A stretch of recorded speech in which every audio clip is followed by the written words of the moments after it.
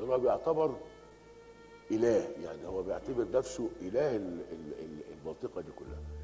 يعني الجبار، لكن هو انسان، يعني هو جواه هو انسان، لانه بيحب بنته ايا كان، جواه نوع من الحب، وقاتل والضعف وسايكوباتيك، يعني سايكوباتيك، يعني عارف ان ده ضرر ومش مقتنع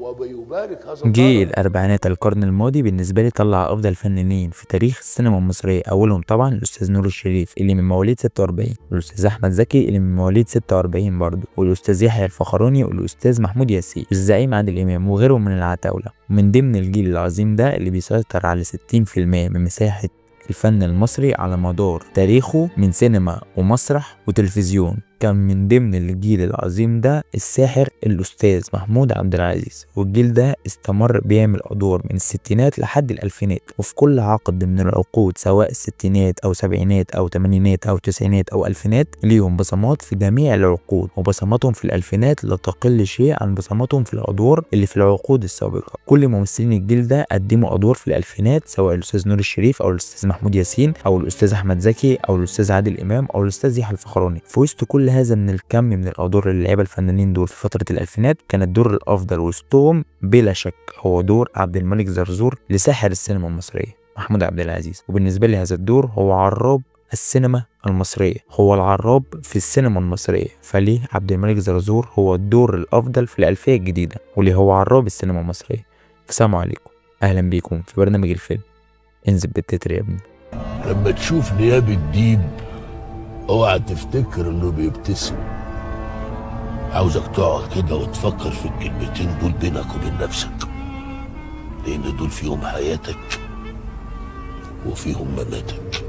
علاقتك مثلا بمحمود عبد العزيز؟ طبعا محمود عبد العزيز ده راجل يعني خيالي. فمع محمود عبد العزيز كان ازاي التحدي او الشقاوه بتاعته كانت عامله ازاي اللي تقدر تقول؟ اول يوم صورت مع محمود عبد العزيز، انا بالنسبه لي محمود عبد العزيز ده الكتكات، فاهم؟ اللي هو انا بالنسبه لي ده واحد من اهم الممثلين اللي في جيله، ومن جيله ده هو النجوم بتوعي، فاهم؟ اللي انا يعني اتربيت بتفرج عليهم. فلقيته بيزعق وانا قلقان مع محمود عبد العزيز، وانا معايا هنصور دلوقتي كمان 60 ثانيه، احنا واقفين في اللوكيشن قدام الكاميرا، وقام بقى مزعق والحزام ده مش عارف ايه وقام قاعد على جنب، وانا واقف كده.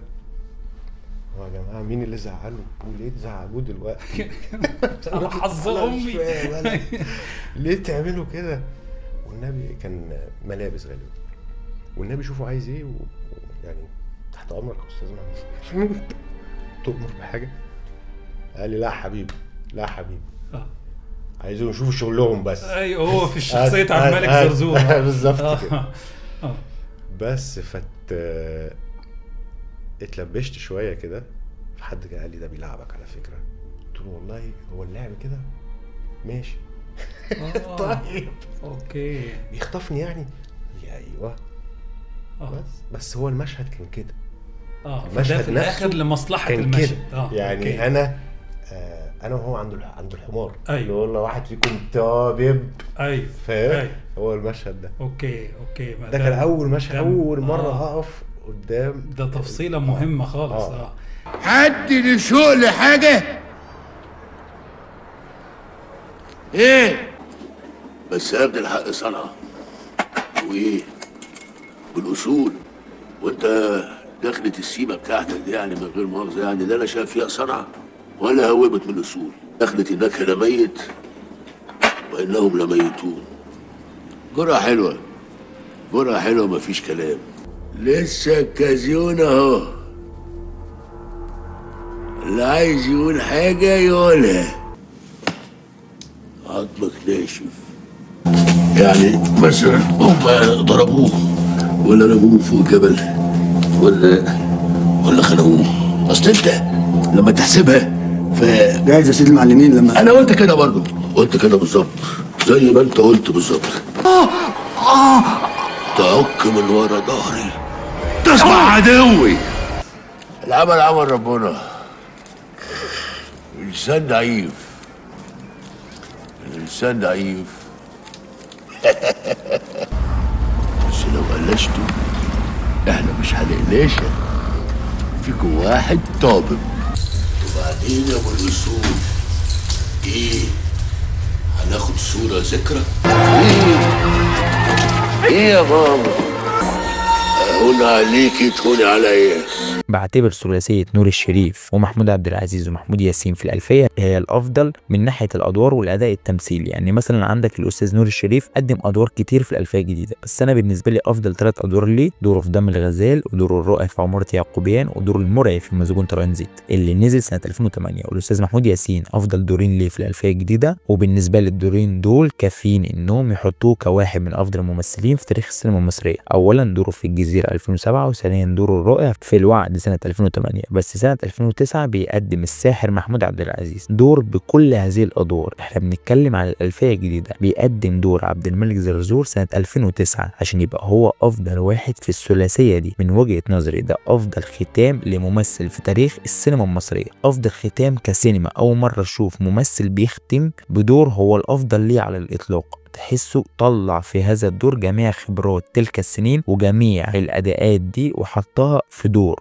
واحد، دور عراب السينما المصرية عبد الملك زرزور. احترت كتير عشان اشوف ما هي الشخصية التي تستحق ان يطلق عليها ذا جود فازر، شخصية الأستاذ العبقري خالد صالح في الرئيس عمر حرب، ولا شخصية عمنا محمود عبد العزيز. لقيت إن عمر حرب ميال أكتر لألباتشينو في الفيلم الأسطوري محامي الشيطان، أو مقتبس منه أداء شوية أو مستدعي منه أداء. لو شفت فيلم محامي الشيطان هتفهم أنا بقول إيه. هو فيلم الرئيس عمر حرب وعموما مقتبس منه مشاهد كتيرة جدا وأفكار كتيرة جدا من محامي الشيطان. فلو هبص لعمر حرب فلا، بعيد جدا عن العراب. لكن العراب الحقيقي عبد الملك زرزور. وما هذا الكم من الأداء، ما هذا الكم من لغة العيون، ما هذا الكم من الانكسار، ما هذا الكم من الجراءة، ما هذا الكم من الوحشية، ما هذا الكم من الرعب. مع كل ذلك في سن الكوميديا في هذه الشخصية العبقرية الذي جسد فيها زيوس إله الإغريق، لكنه يحب ويمرض، مع تشابه بين نظرات الندم بين إيفان الرهيب وعبد الملك زرزور. تركيبة رهيبة وعبقرية من مخرج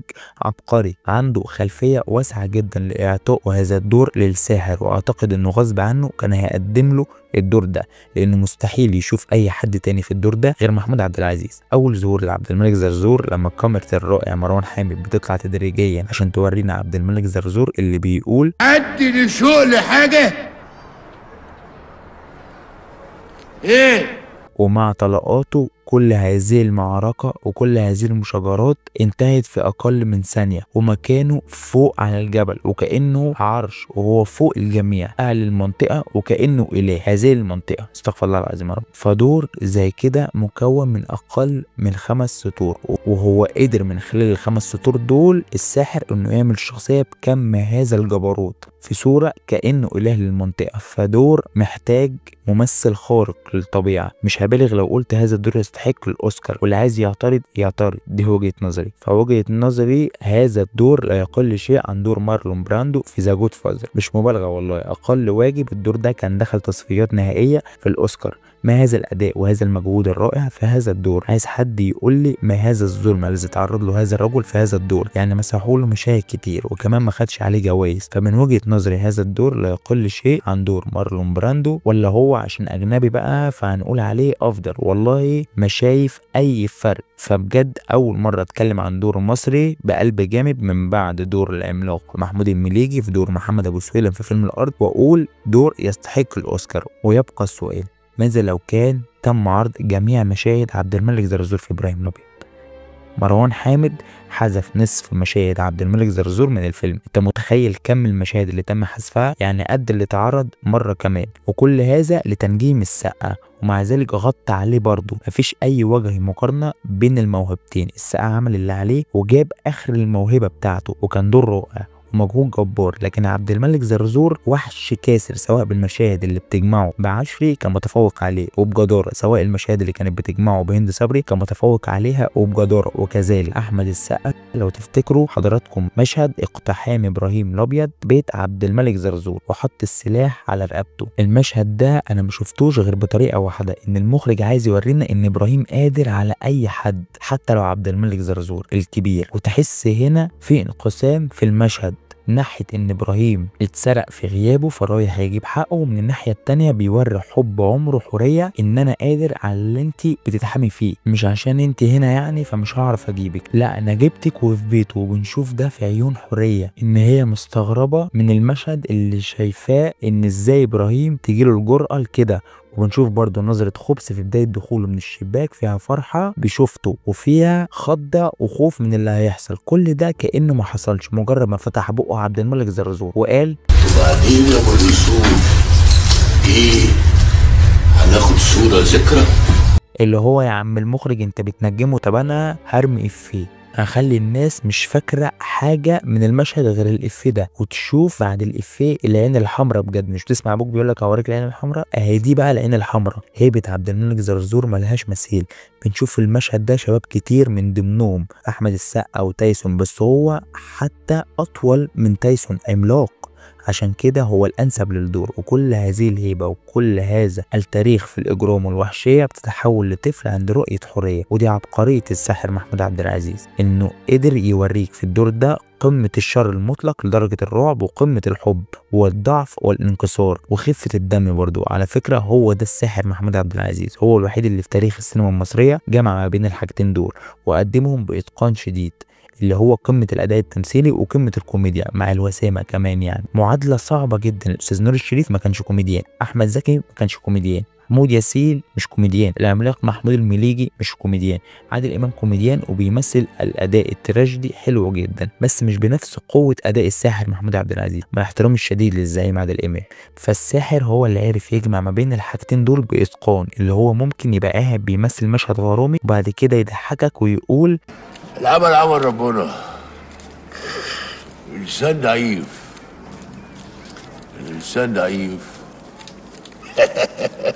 بعد كده يعمل مشهد جد من أروع ما يمكن. الألفية الجديدة مليئة بالأدوار الاحترافية المعقدة المركبة، بس عبد الملك زرزور كان أفضلهم. وفي حلقة أفضل 15 دور في الألفية من أول الحلقات في القناة كان عبد الملك زرزور بيحتل المركز الأول في القائمة، لأن لم أرى قبل كده تجسيد دور بالواقعية دي والأداء ده وهذه الهيبة على الرب بجد.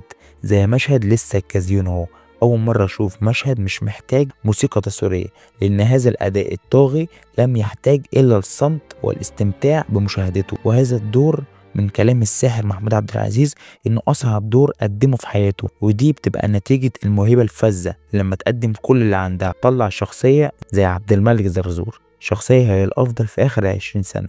لا وكمان تم حذف مشاهد كتير منها، وده كان سبب اعتزال ساحر السينما المصرية سينمائيا.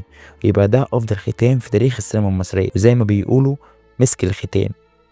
وبالنسبة لي مشهد لسه الكازيون هو من أفضل المشاهد الفردية مش في الألفية الجديدة في تاريخ السينما المصرية، لأن المشهد فيه أكتر من 4 نجوم، والأربع نجوم في خلال 7 دقايق ما قالوش ولا جملة، مفيش غير إبراهيم اللي قاله جايز يا سيدي المعلمين وهو قطعه. فتحس إن المشهد هم واقفين بيتفرجوا على إبداع الساحر محمود عبد العزيز وقمة الأداء والرعب اللي قدمه في المشهد ده. فبالنسبة لي هو مشهد يستحق انه يبقى من افضل المشاهد الفردية في تاريخ السينما المصرية. رحم الله ساحر السينما المصرية محمود عبد العزيز. دور عبد الملك زرزور في فيلم ابراهيم الابيض من اصعب الادوار اللي هي ممكن تقابلني في حياتي او اللي قابلتني في حياتي. فلقيت في حاجه في السيناريو كان بالظبط 4 صفحات، يعني 4 اسطر. لما بطلع انا بيقولوا عبد الملك زرزور السن 78 سنه، غير مسجل، مش مسجل خطر بقى، غير مسجل، خطر على الامن، ظبط في كذا قضيه مش عارف ايه ودعاره وجلب ومخدرات ولم يثبت عليه شيء. طبعا لانه بيشتغل في مخدرات اكيد يبقى لازم يبقى صوته مبحوح، اكيد السن 78 سنه لا يمكن الشعر هيبقى مع الشقاوه مع القلق مع هيبقى فعملت له انه يبقى اصلع من هنا. اكيد بدقنه عشان تديله الهيبه بتاعته. خاتم برضه يتعيب يعني، وطلعت الشخصيه زي ما انت شفتها. استاذنا الكبير محمود عبد العزيز ده كان مدرسه خاصه جدا جدا جدا جدا جدا جدا. مدرسه تخش تتعلم فيها وتربع ايديك وتقعد تتفرج بس على التفاصيل اللي بيعملها. انا قريت تركيبه شخصيه عبد الملك زرزور في الورق في اليمين، يعني عندنا في السكريبت كده اللي هو تفاصيل الشخصيه، نظره العين، مش عارف ايه، اول ظهور، شكل الوش، شكل الدقن، شكل الجسم، حاجات زي كده يعني كانت بتبقى موجوده لتفاصيل الشخصيه. انا مش عايز اقسم لك انه يعني استاذ محمود عبد العزيز الله يرحمه تفوق على نفسه وعلى المبدع اللي كاتب الشخصيه اصلا في خياله للشخصيه بتاعت عبد الملك زرزور. يعني في حاله تفوق وانبهار من خبرات سنين كبيره جدا جدا جدا بانه يعمل عبد الملك زرزور. مفيش مشهد، مفيش لحظة بتتعمل في الفيلم إلا وهي مترتبة ومتنسقة وفيها خبرة سنين ملهاش حل. يعني ما تقول يعني أقول لك إيه، يعني أقول لك شوف شغله في الكيف ده، شوف شغله في الكيتكات، شوف شغله في حاجات كتيرة جدا جدا. عبد الملك زرزور ده كان بالظبط أرابيسك.